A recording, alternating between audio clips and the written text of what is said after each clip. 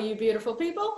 So I am head of the UTeach Theatre program, which is our undergraduate program where students earn a BFA in theater education and they graduate certified to teach K-12 in the state of Texas. And we have 3 awesome first-year students with us today. I went ahead and put UTeach 24 on their names so you can see them, but Caitlin, Angel, and Josie, you want to give us a wave? All right, awesome. So they are here to play and hang out with us, but also to share their perspectives as current students and talk a little bit about why they chose UT. So what we're gonna do today is kind of a little bit of a games exchange. I'm gonna introduce some games, maybe y'all have some games that you wanna share with us. And as we play, we're gonna talk a little bit about how the role of games in creative drama, the role of creative drama in theater education, and a little bit about the 4-year sequence of our UTeach Theater education program. So this first game, some of y'all may know it by various iterations, but we're gonna play a Zoom iteration. This is called West Wind Blows. And what's gonna happen is in just a second, everyone except me is going to duck off of your screen. And then I am going to say a prompt. For instance, the west wind blows for everyone who likes ice cream, and then everyone who likes ice cream is gonna pop back into the screen, and I am gonna pick another person. So let's try it, in fact, with that prompt. So if you wanna duck your heads out of the video, please. And if you are not on video, you can feel free to join by just giving a thumbs up, if it applies to you. The west wind blows for everyone who likes ice cream. Boom. All right, Angel, I see you. You want to give us a prompt for the next one? I sure Everyone else can get off the screen. The west wind blows for everyone who likes puppies. All right, Jackson, how about you? The west wind blows for anyone who was in auditions recently. Emma Rose, take it away. The west wind blows for anyone that's been in a theater show. Oh. I figured. Alyssa, how about you? Is it the west or east wind? I think it was west wind. The west wind blows for anyone who likes to sing. Delightful. Caitlin, I see you up there. The west wind blows for anyone whose favorite color is blue. I'm shook. Wow. What's that?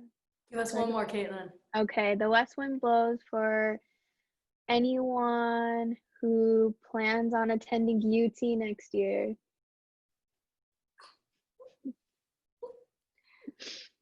Not so much attending, but I kind of got to be there. So, all right, y'all give yourselves a round of applause. Come back on into your screens. So in this pandemic age, we have been taking a lot of games that we would normally play in a room together in circles and adapting them for the Zoom era, right? So this is one example of that. And I played a couple iterations of this with one of my classes the other day, and we said, okay, let's experiment, right? So first we said, okay, if the west wind blows, you like give a thumbs up on Zoom. And then we're like, okay, we want something a little bit more physical. So what would it look like if we ducked out of camera and ducked back on? So we tried a bunch of iterations, because part of what we're doing in teaching and learning creative drama in this weird time is trying stuff, seeing what works, and seeing what totally doesn't work. And that's okay. One of the things we talk about a lot in the theater education program is that a lot of teaching is just about trial and error and experience, right? We gotta go through things to see what works and what doesn't work. And you know what? If it doesn't work, as Caitlin says, it's all good, right? We'll just try something else. I know you were responding to something else, but I just stole that phrase from you right there. So one of the classes that I teach at UT Austin is called Creative Drama. And I teach that class to the third years in our UTeach Theatre program. It's usually the first class that they take in our theater education sequence. And in creative drama, we spend a lot of time looking at stories. We spend a lot of time looking at creative play. We spend a lot of time looking at the purpose and function of games. So raise your hand in person or virtually if you have played theater games in some sort of class. All right. Raise your hand if maybe at some point you played theater games just to kill time because the teacher didn't know what else to do. Yep. So one of the things we talk about, that's not a teaching sin, it happens, but we talk about how to kind of use games intentionally and how to use games with specific focus in mind and thinking about the skills that we as a community want to reinforce or we as a teacher want to reinforce in that particular time. So for example, with West Wind Blows, what are some skills or ideas that come up in that game? Why don't you toss that in the chat? Skills or ideas that come up while playing. Yep, active listening, finding common ground between people, thinking on your feet. And Emma Rose, you kind of jumped to the next question I was going to ask, which is where else do these skills come up? Right? Where else do these skills come in handy in theater? So one example might be listening to your scene partner, right? And paying attention to what they're giving you. So thinking about, okay, this might be a game that you really want to play as an icebreaker to build the sense of ensemble with your class and get people to know each other. It would probably make less sense to play it like in April, right? If you had been together as a class since August, right? So thinking about when strategically do you want to deploy certain games. This is a game that one of my students introduced in class the other day, and I really, really liked it.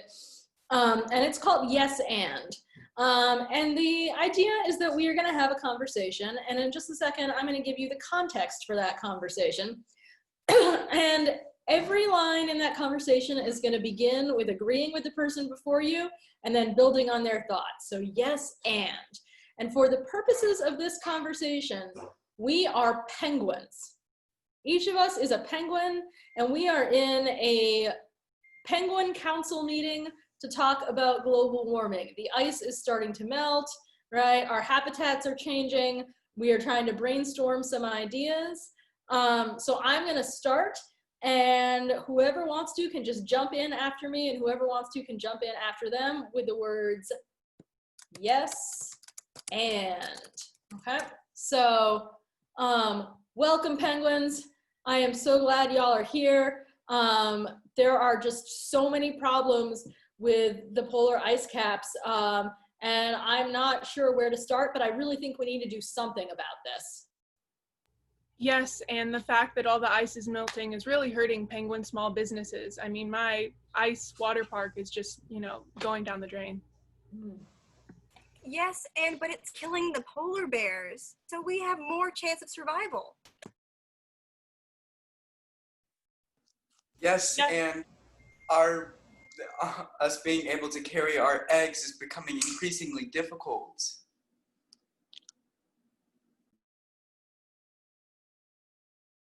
Yes, and last time we engaged the polar bears in any sort of civil conflict, it resulted in the breaking of the ice cap, so we don't want that to happen again. Yes, and then my ice cube business just started to fall apart. Yes, and my penguin kids only know how to slide on ice, not swim in water. Yes, and penguin swim lessons are going to be really tricky to run. We don't really have the infrastructure to do that.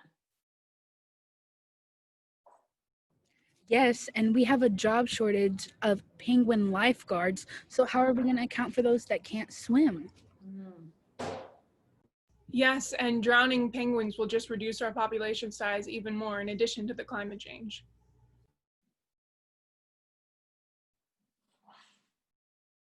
And scene. We're going to end it there. Thank you, Emma Rose. Give yourselves a round of applause.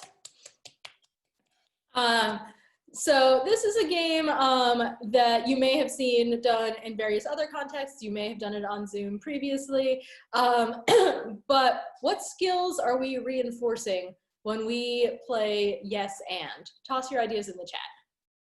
Awesome. So quick thinking, creative thinking, building off of partners' ideas, thinking on your feet, increased improv skills, right? So we often say yes and is the key to improv, right? You don't shoot down your scene partner, you agree with them and you build on. And this can be a great game to kind of build those skills, right? So this might be a game that you would play with a class, for instance, at the beginning of an improv unit to get them used to the idea of accepting whatever idea gets tossed at them, right? And building on it. And of course, while we use yes and a lot in improv, it's also incredibly useful just in general with scene partners, right? And accepting what your scene partner is giving you. I would say also, I'm someone who comes from a stage management background, and that when we think about the backstage parts of theater and tech and directing and stage management and design, those are also places where you need to be highly collaborative, right? And someone might toss out an idea that you've never even thought of, but you're gonna say yes and go with it and see, okay, how can we make this happen? What, we're setting Romeo and Juliet on Mars, but it's also in the year 800? Yes, and we are gonna come up with some awesome space costumes for you. So really just going with it and leaping in. All right, for this next game, I'm gonna ask you all to stand if you can, because it's going to work better with people standing. And I'm going to ask for, in a second, for one volunteer who I will send into a breakout room. What we are going to do right now is a game called Who Started the Motion? So while one of our volunteers is in a breakout room, we are going to decide as a group who will be leading the motion for this group. And then everybody is gonna go together in unison. And at some point, the leader is going to change up the motion, and we will have our volunteer come back from the breakout room and see if they can ascertain who is leading. Does this make sense so far? All right, we have a volunteer who is willing to step out of the classroom for a second. All right, Emma Rose. So I am going to, Sarah, can we toss Emma Rose in a breakout room? We will miss you very much, Emma Rose, but we know you're coming back. All right, so who wants to be the leader for this activity? All right, Alyssa. So what's the motion we're gonna start with? We start by tapping our shoulders. Tapping our shoulders. Great. And then out of the corner of your eye, you want to keep an eye on Alyssa for when she changes the motion. All right. So let's start with tapping our shoulders, and Sarah, you can let Emma Rose back in. You want to mix it up?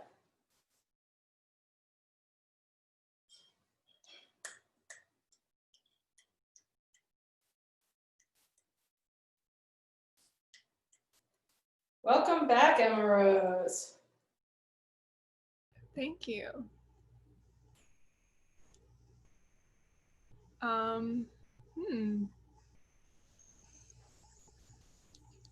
And I'm looking for who is leading this motion. Yep, and in a few seconds, the motion's gonna change. And then you're gonna try and see if you can figure out who is leading that change of motion. Oh, is it Shannon? Shannon. Oh. All right, you get two more guesses before you get dumped into a pit of fire.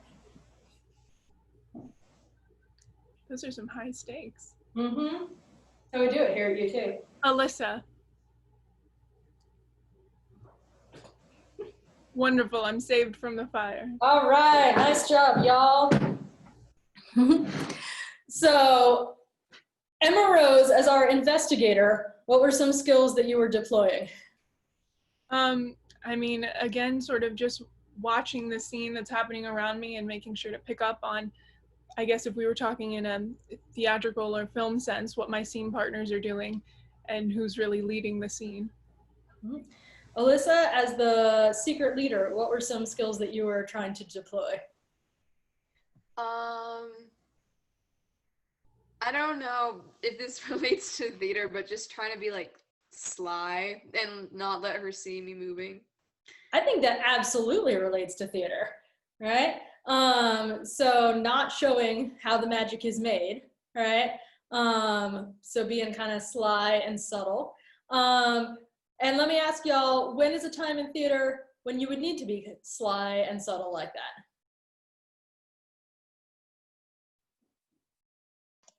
Any backstage times, any time that, you know, there's a blackout, change of scene, or even if it calls for it in the acting, if you're supposed to be a slide character or do a magic trick or something on stage.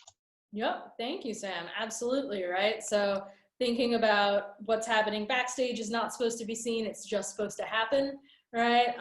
And the idea of like perhaps you're doing a magic trick or a special effect on stage.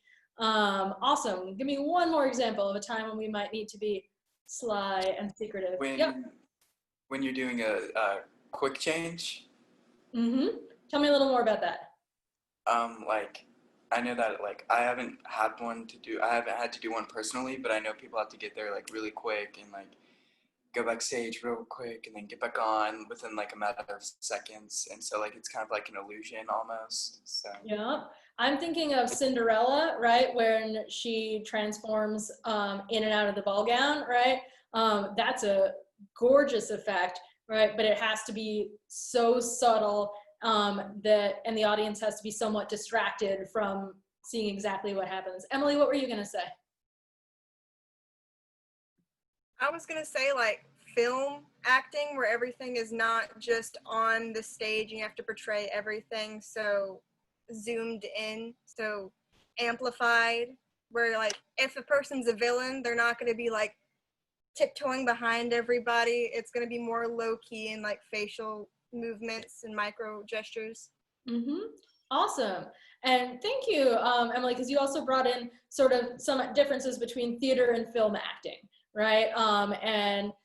Which is something that you would definitely cover in this program. And also thinking about even within theater acting, what does it mean if you're acting for, you know, a giant auditorium with thousands of people like our Bass Hall at Texas Performing Arts versus if you're acting in a black box with 20 people, right? You're gonna have very different affects as an actor, right? Because you are trying to reach the person in the back row. Either that person is 4 feet from you or that person is way up in the second balcony, right? So it's a completely different deal. And we are going to play one more game. This is called Invisible Object. So I have something in my hands. It's like, you know, about the shape and size of a tennis ball. Let's just go ahead and say it's a tennis ball. And I'm going to pick someone and I am going to throw this to them and they are going to catch it, and then that object is going to transform into something else and they are going to throw it to someone else. So Sam, heads up.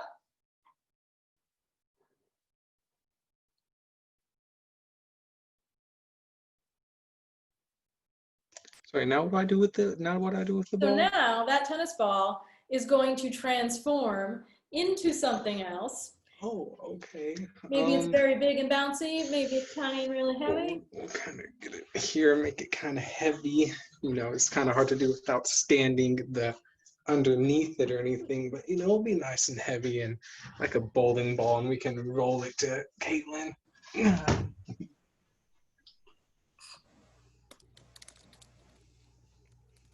That was a heavy bowling ball. I'm gonna condense it a little bit. Nice, good. Feels boxy. Like a Christmas present. Okay. I'm gonna give that to Shannon. Here you go. Get ready for a catch. Boom.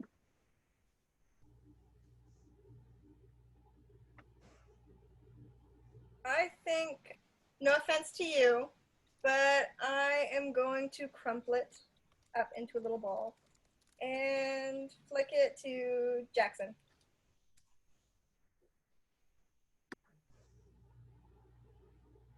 And and I'm going to flatten it and make it smooth and round and kind of like a glass plate.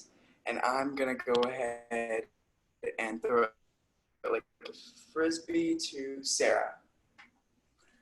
Boom. Oh, that was other Sarah. Sorry, my bad. I'm throwing it back to you. Oh.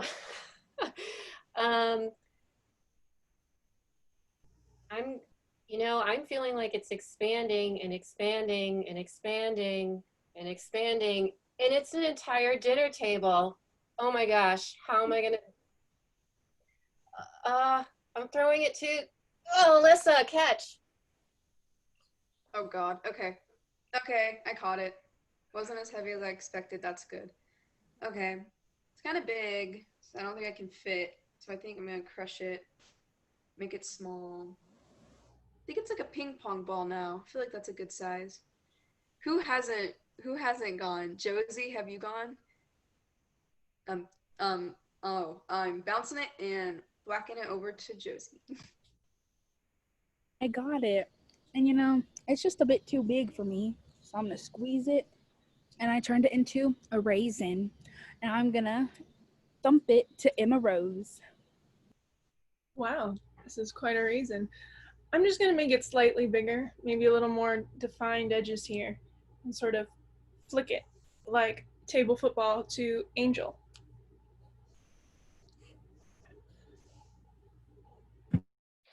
Got it. And I am going to expand it into a basketball, and I'm going to pass it back to Sarah. Boom! Excellent catch. Thank you. All right, good job, y'all. I'm gonna take a second now and just give a little overview of what the theater education program is, in addition to playing games, which is a key part of what we do, but not all of what we do. So this is a 4-year BFA program with teacher certification, which means that if you come into the theater education program, you can graduate from UT in 4 years with a BFA in theater education and with Texas K-12 teaching certification, which is a lot. So the way we make that happen is that your first couple years on campus, your first year and your sophomore year, you will take a lot of, first of all, what we call gen ed classes. So you'll take your math, your science, your history, you're gonna get that all out of the way, learn a bunch of awesome stuff from that. And then you're also going to be taking at the same time foundational theater classes. So things like acting, directing, design, theater history, that give you a really solid and well-rounded background in theater. Once you've got your really solid and well-rounded background in theater, at the same time, you're also taking a couple psychology classes, starting to think about what it means to work with kids.